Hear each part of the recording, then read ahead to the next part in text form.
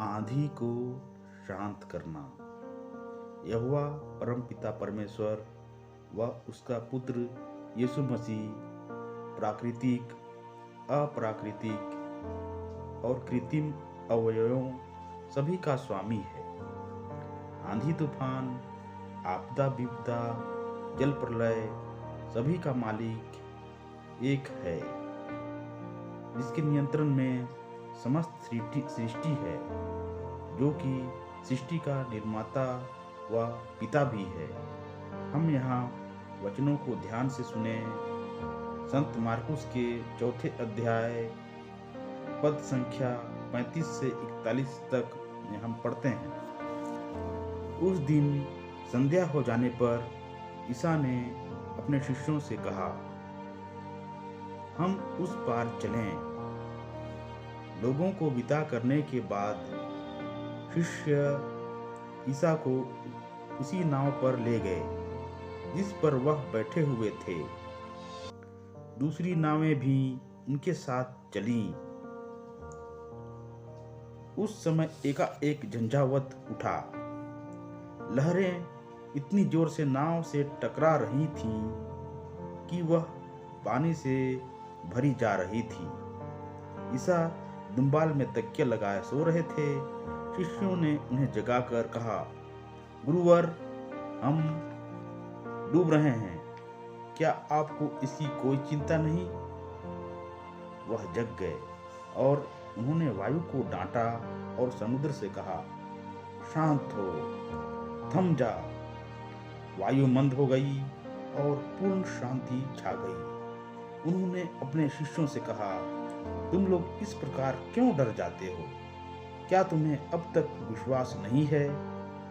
उन पर भय छा गया और वे आपस में यह कहते रहे, आखिर यह कौन है? वायु और समुद्र भी इनकी आज्ञा मानते हैं। गलील की झील लगभग 21 किलोमीटर लंबी और 13 किलोमीटर चौड़ी है। यहाँ प्रायः अचानक तूफान आ ही जाते हैं। तो हम उस घटना को एक बार पुनः हम समझते हैं। एक दिन संध्या के समय यीशु नाव पर बैठ गए और चेलों से बोले, आओ हम झील के उस पार चलें। इसलिए वे भीड़ को छोड़कर यीशु के साथ चल पड़े। उनके साथ अन्य नावें भी थीं। अचानक तेज हवा चल पड़ी। शीघ्र ही लहरों के पानी से नाव भरने लगी। यीशु एक तकिए पर अपना सिर रखे नाव के पिछले भाग में सो रहे थे। उनके चेलों ने उन्हें जगाया और कहने लगे, हे गुरु, क्या आपको हमारी चिंता नहीं है? हम तो मरने वाले हैं। यीशु खड़े हो गए और उन्होंने वायु को आदेश दिया, शांत हो, और लहरों से कहा, थम जाओ। आंधी थम गई और झील फिर से शांत हो गई। तब यीशु ने अपने चेलों से कहा, तुम इतने क्यों डर गए थे? क्या अब भी तुम्हें विश्वास नहीं था? परंतु वे बहुत डर गए थे और आपस में यह एक दूसरे से कहने लगे, यह कौन व्यक्ति है? आंधी और लहरें भी इसकी आज्ञा मानती हैं। सृष्टि के उत्पत्ति के पश्चात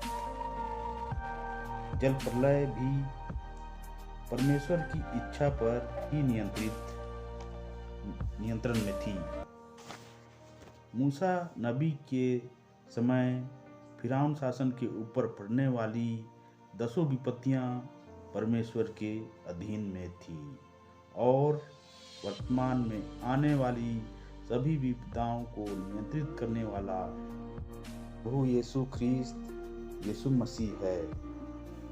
वही हमारी ज्योति और मुक्ति है। हमें उसी पर पूर्ण विश्वास और श्रद्धा है। हम उसे अपना सर्वस्व मानते हैं। जय यीशु, जय मसीह की।